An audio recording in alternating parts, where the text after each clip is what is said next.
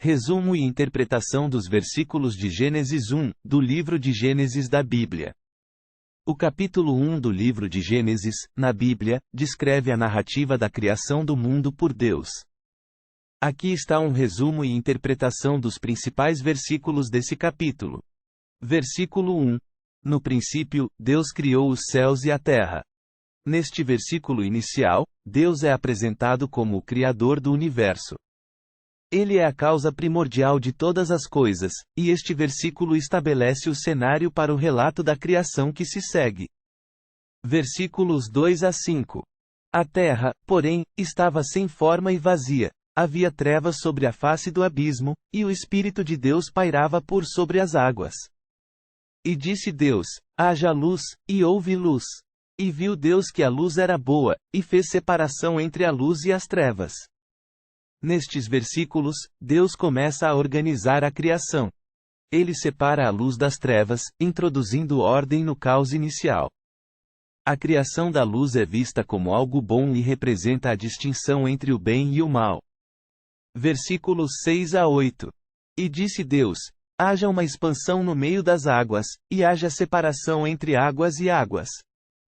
E fez Deus a expansão e fez separação entre as águas que estavam debaixo da expansão e as águas que estavam sobre a expansão.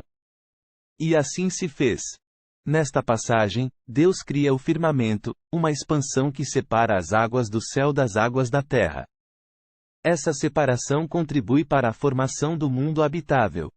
Versículos 9 a 13.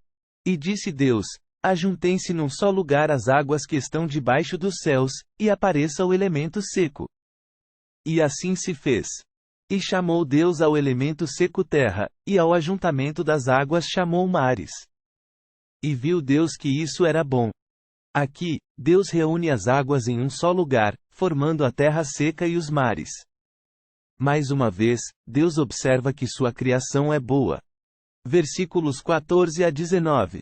E disse Deus: haja luminares na expansão dos céus, para fazerem separação entre o dia e a noite, e sejam eles para sinais e para tempos determinados e para dias e anos. E sejam para luminares na expansão dos céus, para iluminar a terra. E assim se fez. Nesta parte, Deus cria o sol, a lua e as estrelas para governar o ciclo do dia e da noite, além de marcar estações e tempos. Versículos 20 a 25. E disse Deus: produzam as águas cardumes de seres viventes, e voem as aves acima da terra na abóbada dos céus.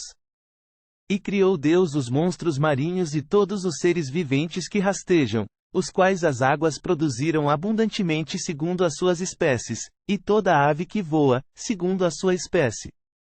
E viu Deus que isso era bom. Nestes versículos, Deus cria a vida nos mares e os pássaros nos céus, abençoando novamente suas criações como boas. Versículo 26.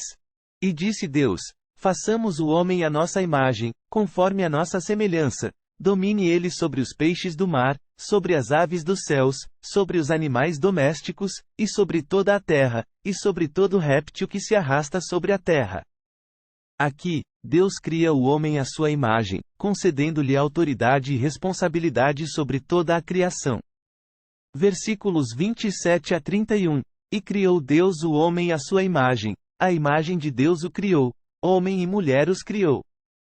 E Deus os abençoou e lhes disse: frutificai, multiplicai-vos, enchei a terra e sujeitai-a, dominai sobre os peixes do mar, sobre as aves dos céus e sobre todo animal que rasteja pela terra.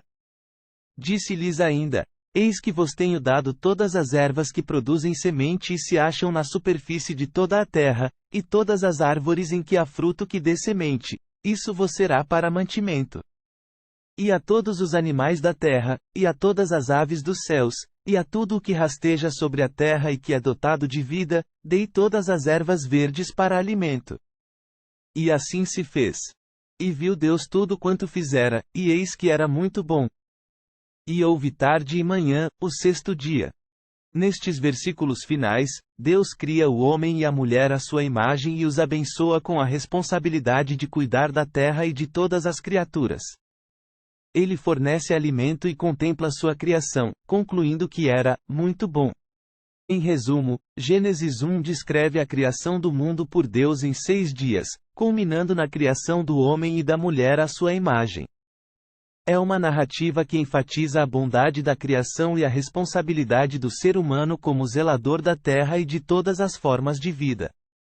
Esta passagem tem grande importância religiosa e cultural em muitas tradições, incluindo o cristianismo, o judaísmo e o islamismo.